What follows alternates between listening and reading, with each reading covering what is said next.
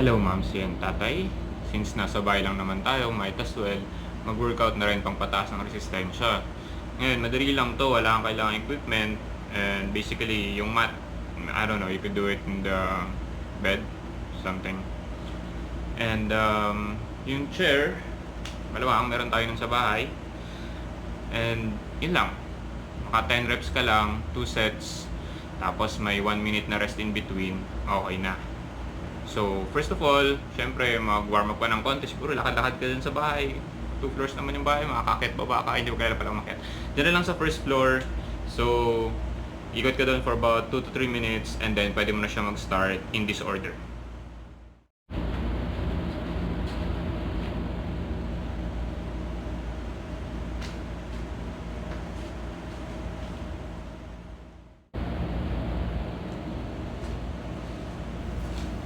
Okay, main guideline lang. Hindi lalagpas yung knees sa toes, chest out straight back, and bat out. Exhale patasa and inhale pa ba. So, bale, exhale, inhale, and repeat.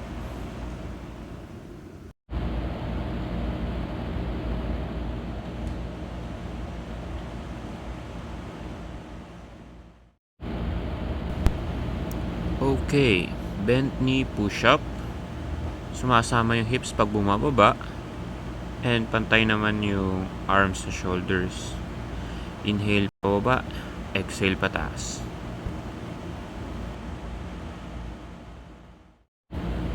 Okay, hands sa floor. Sorry, may hawak akong phone. I had to see. And then 45 degrees yung angle ng hips to legs. Then raise up, hold, and down. So, exhale, inhale, exhale, inhale. Good. Okay, try to make some big circles. Clockwise una, do for 20 seconds. And back. Counterclockwise, 20 seconds then. And you're done. Standing leg abduction. So, hawak ka dun sa chair, pangdagdag sa balance, and then raise it towards the sides. 10 reps per side lang. Number 6, high knees. So, pag nahirapan ka mag-balance dito, pwedeng gumamit ng chair, and then try to go as high as you can. 10 reps lang, and you're done.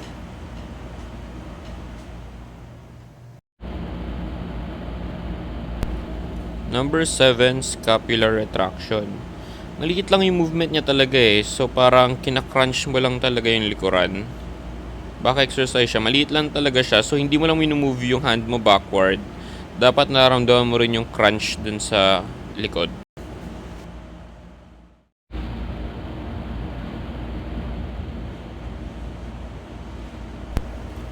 Number 8, bent knee plank.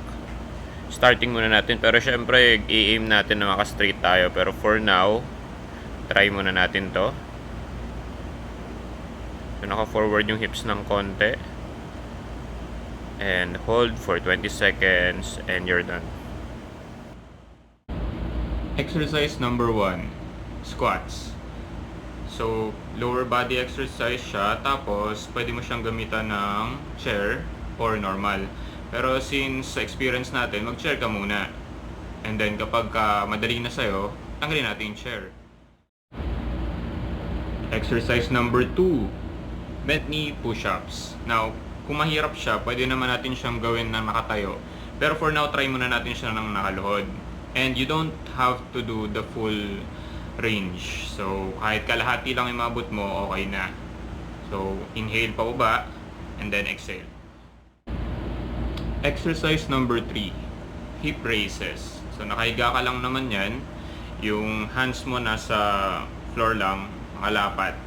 Kasi hawak ko kasi yung phone, titignan ko yung itsura ko dun sa GoPro. And kailangan mo lang at least 45 degrees dun sa legs, pointing outwards.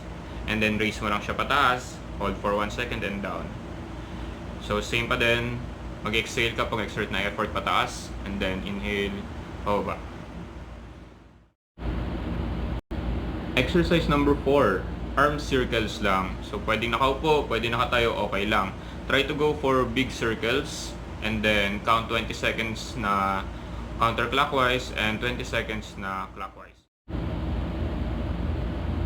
Exercise number 5, leg abductions. So, pwede kang nakahawak sa chair or hindi. Mas maganda kung hindi. Pero kung kailangan, hawak ka lang sa gilid and then move mo lang siya dun sa side na hindi tatama sa puwan. Exercise number 6, high knees. So, pwede mo siyang gawin ng with chair or without chair. Try to go as high as you can lang din. If you make it to 90 degrees, that's better. 90 degrees nung knees mo sa hips. So, yeah. Alternate lang. Try to make it 20 seconds and you're done. Exercise number 7, scapular retraction. So, nakataas lang yung kamay mo sa sides and then move mo lang siya back. Dapat mararamdaman mo siya dun sa likuran, nagka-crunch lang siya. So, parang kung i-imagine mo siya, parang nakaganyan siya tapos ika-crunch mo lang siyang pag sa likuran. Maliit na movement lang siya but it moves your back muscles. So, exercise number 8 is a modified plank. So, medyo may up siya ng konti and then naka-bent knee naman, so I think kaya naman siya sundan. Try to make sure na yung elbows is directly naka-straight siya with your shoulders and try to hold for 20 seconds. Good luck. So, ganun lang siya kadali. Around 8 exercises lang. And when you're done, try to walk around ulit, mga 3 minutes to 4 minutes. And then, syempre, baka pinagpawisan ka ng konti. Balik ka na rin ng damit for sure. I mean, safety. So, if madali na to, pwede ko na siyang palitan next time. And do keep safe and eat properly. Alam ko mas marami kayong stock ng pagkain dyan kaysa sa akin. So, yeah. That's good. See ya when this is all done. Bye!